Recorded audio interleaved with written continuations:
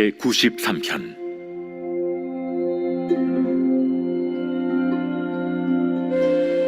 여호와께서 다스리시니 스스로 권위를 입으셨도다.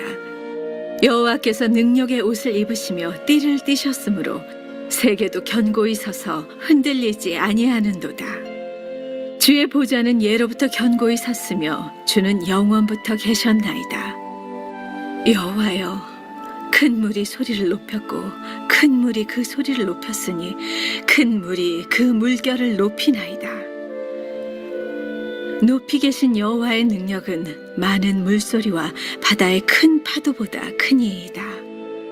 여호와여, 주의 증거들이 매우 확실하고 거룩함이 주의 집에 합당하니 여호와는 영원 무궁하시리이다.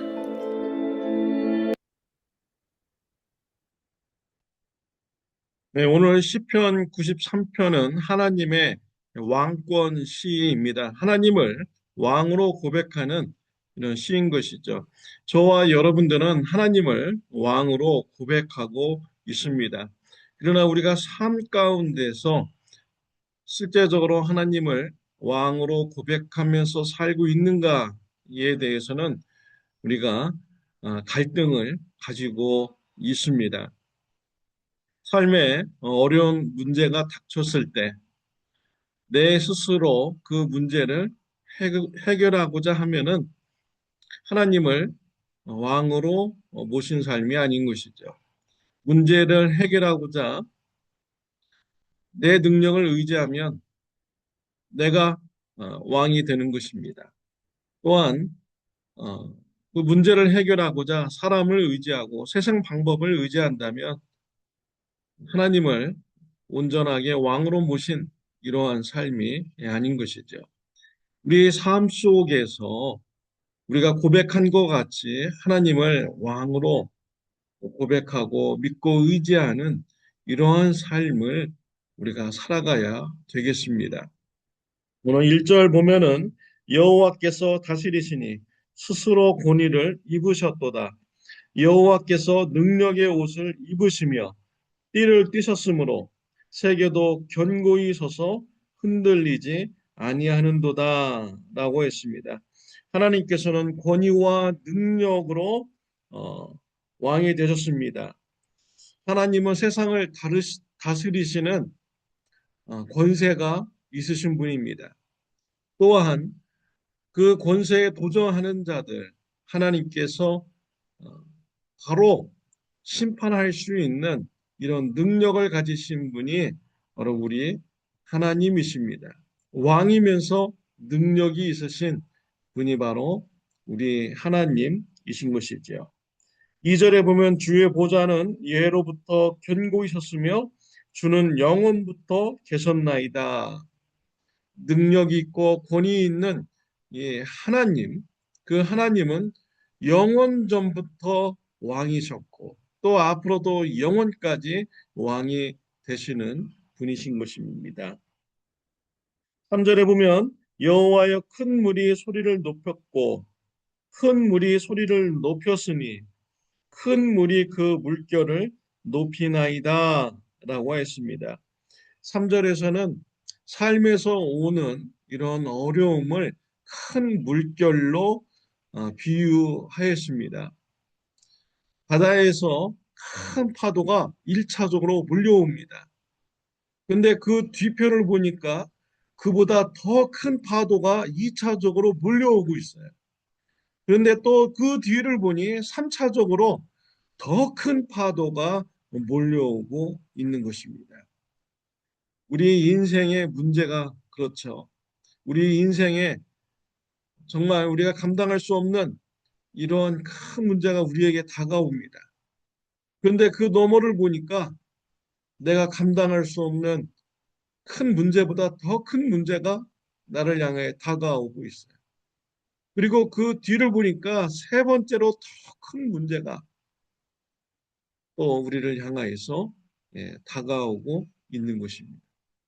이러한 내가 감당할 수 없는 이런 삶의 문제가 왔을 때 어떻게 해야 되겠습니까? 내가 감당할 수 없는 나를 위협하는 큰 파도를 바라보면서 무서워해야 되겠습니까? 두려워해야 되겠습니까?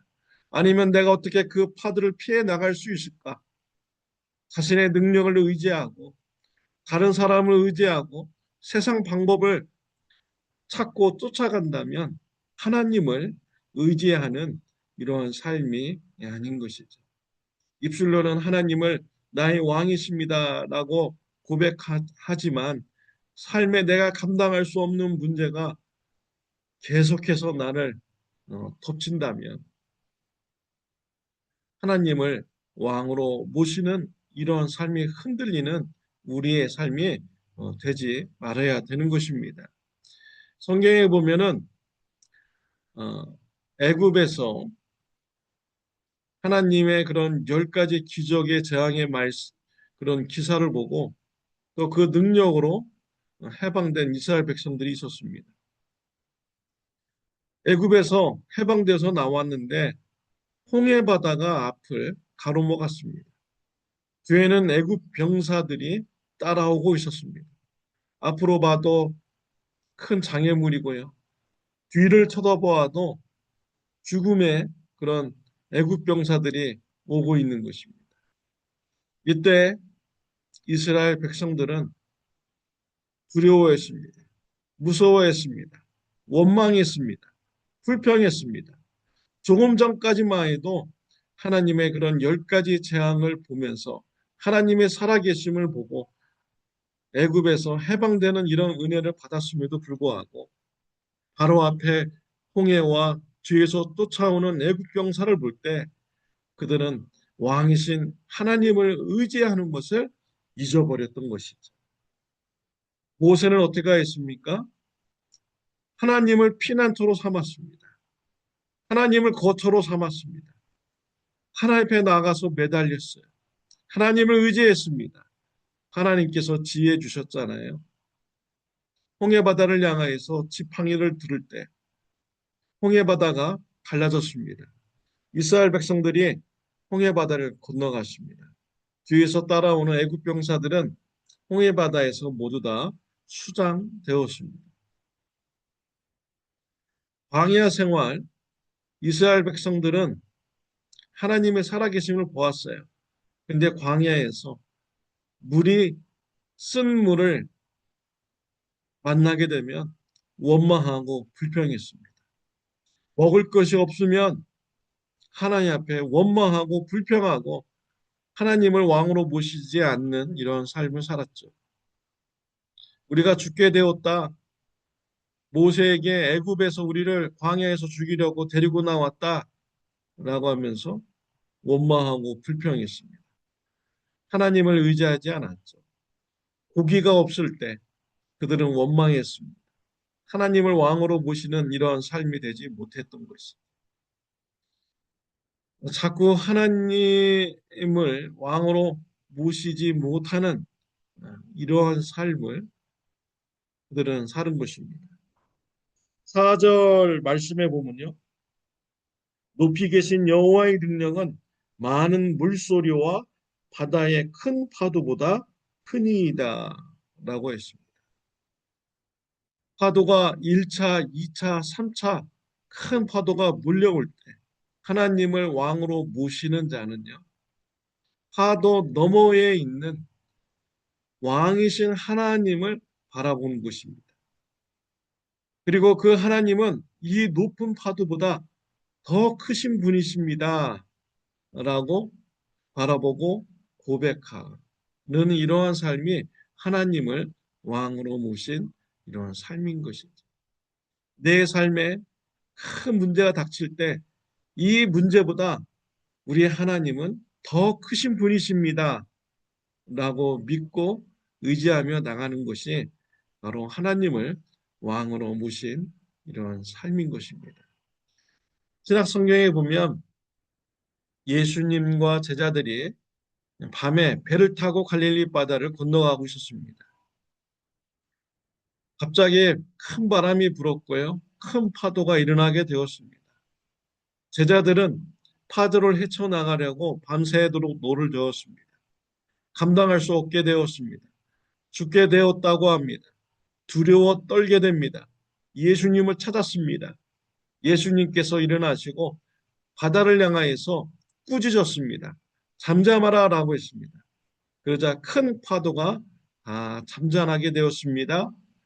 큰 바람이 멈추게 되었습니다. 제자들은 예수님이 누구신데 바람과 파도가 그분에게 순종하는가라고 생각하게 되는 것이죠. 우리 하나님은요, 세상의 문제보다도 더 크신 능력을 가지신 이러한 분이신 것입니다.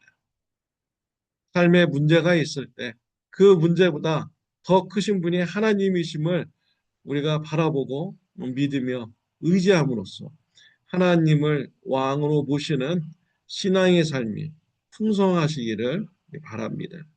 기도드리겠습니다. 하나님의 아버지, 우리가 입술로 하나님을 왕으로 고백하면서 살아갑니다. 그러나 우리가 삶 가운데서 문제를 만날 때 우리가 두려워하기도 하고 또 넘어지는 이러한 삶의 모습이 있기도 합니다. 하나님, 저와 우리 성도님들을 불쌍히 여겨 주옵소서. 삶의 큰 문제를 만날 때 문제 너머에 있는 하나님을 바라보게 하여 주옵소서. 하나님께서 내가 닥친 문제보다 더 크신 분임을 우리가 바라보게 하여 주시옵시고 믿음을 가지게 하여 주옵소서. 하나님을 왕으로 모시는 삶이 풍성하게 하여 주시옵소서. 예수님의 이름으로 기도드렸습니다. 아멘. 좋은 하루 되시기를 바랍니다.